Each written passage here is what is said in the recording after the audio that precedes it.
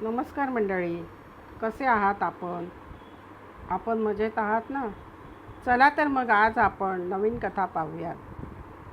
स्वामी दत्तावतारी आहेत याची आता सर्वांना खात्री झाली होती. दुसऱ्या दिवशी सकाळी मंदिरामध्ये अन्नसंतर्पण झाले.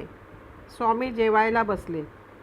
त्यांच्या भोवती भक्तांच्या पंक्ती बसल्या होत्या. समर्थांनी प्रसादाचा पहिला घास खाल्ला आणि सर्वांना भोजन ग्रहण करण्याची आज्ञा दिली.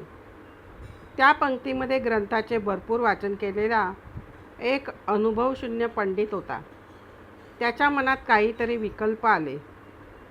स्वामी समर्थ आकाशमार्गाने उडत सरोवराच्या मध्यभागी पाण्यावर आसनमांडी घालून बसले कसे, या शंकेने त्याचे प्राण कासावीस झाले होते. त्याच्या मनात त्याने वाचलेल्या ग्रंथाची पाने फडफडू लागली, परंतु त्याला या संदर्भात वाचलेले काहीच आठवत नव्हते. स्वामींनी गरुड विद्या केली की पिशाच्य विद्या केली की ते योगसिद्ध आहेत हेच त्याला कळेना. स्वामींना अंतर्ज्ञानाने त्या पंडिताच्या मनातला प्रश्नांचा भुगा समजला. स्वामी त्याला म्हणू लागले, अरे पंडित माणसा, तुझ्या ज्ञानाची आम्हाला कदर आहे. आम्ही बैरागी माणसे. तुझ्यासारखे ग्रंथज्ञान मजपाशी नाही. तुझी विद्या अफाट आहे. असे म्हणत स्वामींनी त्या पंडिताकडे भेदक नजरेने पाहिले. तो पंडित तात्काळ गर्भगळीत झाला. समर्थांनी आपल्या मनातले कसे काय ओळखले हा त्याला संभ्रम पडला. त्याच्या लक्षात आले की साक्षात्कारी समर्थांबद्दल आपण शंका घ्यायला नको होती. पंडित भोजनावरून उठला आणि त्याने समर्थांना लोटांगण घातले. क्षमा मागितली. समर्थांना त्या ज्ञानपंडिताची कीव आली. स्वामींनी त्याला उठवले आणि जागेवर जाऊन बसायला सांगितले.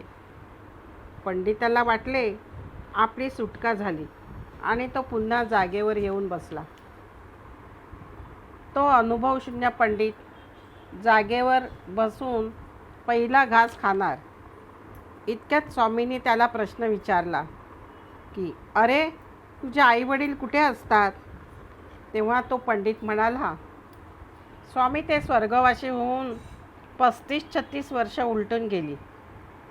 तेव्हा स्वामी म्हणाले, अरे मग आत पाळण्यात तुझ्या मुलाला झोके कोण देतो आहे? त्याने आत जाऊन पाहिले. पंडिताला हे ऐकून एकदम धक्काच बसला. तो आत जाऊन पाहतो तर एक भला मोठा नाग बाळाच्या पाळण्याला झोके देत रक्षण करीत होता. पंडित एकदम मनोमनी घाबरला. तेव्हा स्वामी म्हणाले, अरे, तुझ्या वडिलांच्या प्रापंचिक वासना संपलेल्या नाहीत म्हणून ते सर्पयोनीत गेले आणि या क्षणी आपल्या नातवाचे रक्षण करीत बसले आहेत. एक लक्षात ठेव, वासना संपल्याशिवाय सद्गती प्राप्त होत नाही. इतक्यात काय झाले तर तो नाग आतून बाहेर आला आणि स्वामींच्या चरणांना वेटोळे घालून बसला. लोकांना वाटले की नाग स्वामींना दंश करेल, म्हणून काही लोक त्या नागाला ठार मारण्यासाठी उठले. नागाला भीती वाटली. त्यांनी नागावर काठी उगारण्याच्या अगोदरच स्वामींनी नागाला आपल्या हातात घेतले आणि मोठ्या प्रेमाने म्हणू लागले की तुझ्या प्रापंचिक वासना संपल्या का? हा बघ, तुझा मुलगा समोर बसला आहे. नागाने मनुष्यवाणीत स्वामींना सांगितले, स्वामी, माझ्या सर्व वासना संपल्या आहेत. मला तुम्ही मुक्ती द्या. स्वामी उठले व नागाला हातात घेतले आणि ते नारायण सरोवराच्या दिशेने जाऊ लागले.